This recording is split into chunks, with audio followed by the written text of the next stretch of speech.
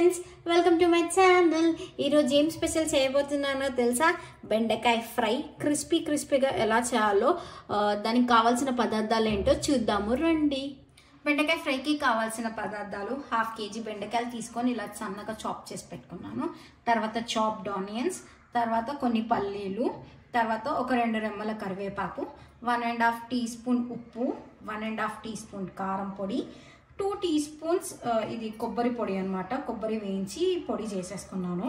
తర్వాత 1 tea spoon ధనియాల powder, కొంచెం పసుపు, కొన్ని మినప్పప్పు, అలాగే పోపుకి ఆవాలు, జీలకర్ర. బెండకాయ ఫ్రై చేసుకోవడానికి నేనేం చేశానంటే 1/2 kg బెండకాయ తీసుకున్నాను. మంచిగా వాష్ చేసేసి తూడిచాను అనమాట. తూడిచి కొద్దిసేపు ఎండబెట్టాక కట్ చేశాను. తూడకపోతే ఏమవుతుందంటే మొత్తం జిగురు అవుతుంది మనం ఫ్రై చేస్తున్నప్పుడు. సో అందుకని తూడ్చి ఇలా చాప్ చేసి పెద్దగా బెండకాయలు ఫ్రై చేసుకోవడానికి నేను ఒక కడాయి తీసుకున్నాను.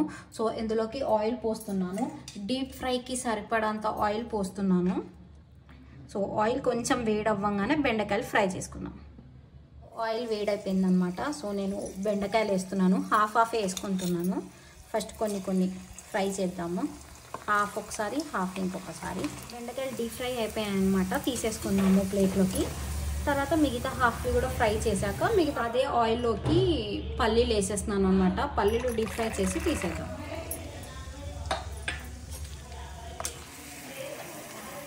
పల్లీలన్నీ ఫ్రై అయిపోయాయి, డీప్ ఫ్రై అయిపోయాయి, తీసేస్తున్నాను.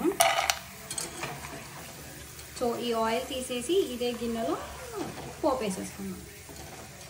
డీప్ ఫ్రై చేసిన దాంట్లో ఆయిల్ మొత్తం తీసేసనమాట. సో అదే కడాయిలోకి ఇప్పుడు నేను ఒక 1 టేబుల్ స్పూన్ ఆఫ్ ఆయిల్ వేస్తున్నాను పోపు వేసుకోవడానికి. ఆయిల్ కొంచెం వేడైపోయింది అనమాట. సో నేను కొన్ని మినప్పప్పు వేస్తున్నాను.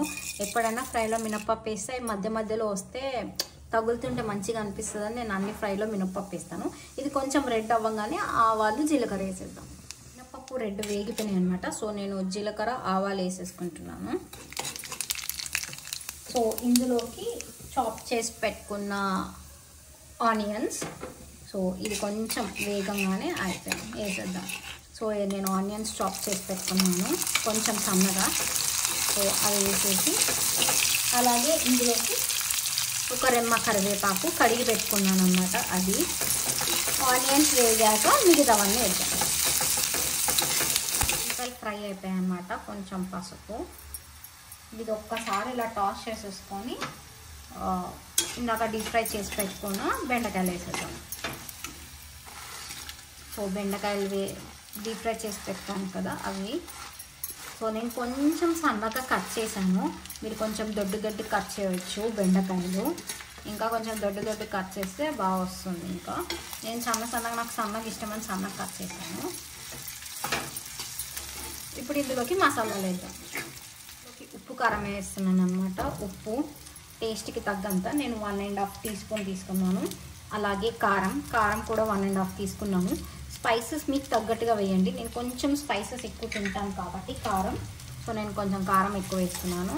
ఇది ఒకసారి టాస్ చేసేసుకొని అలాగే ఇందులోకి కొంచెం ధనియాల పౌడర్ ఒక 1/2 టీ స్పూన్ సరిపోతుంది.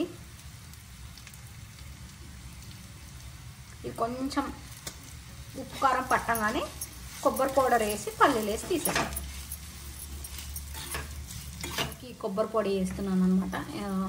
మంచిగా కొబ్బరిలన్నీ కట్ చేసేసి ఫ్రై చేసి లైట్గా వేయించేసి పౌడర్ మిక్సీలో వేసి పౌడర్ చేసేసుకున్నాను అనమాట.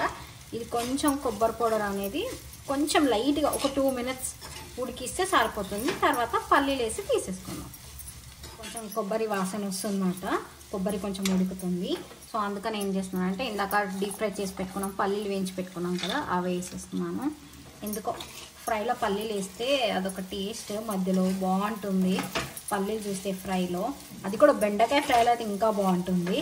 సో ఇది బెండకాయ ఫ్రై అయిపోయిందనమాట. నేను ఒక సర్వింగ్ బౌల్లోకి తీసుకుంటున్నాను. తీసుకొని కొంచెం కొత్తిమీరతో గార్నిష్ చేసేద్దాం.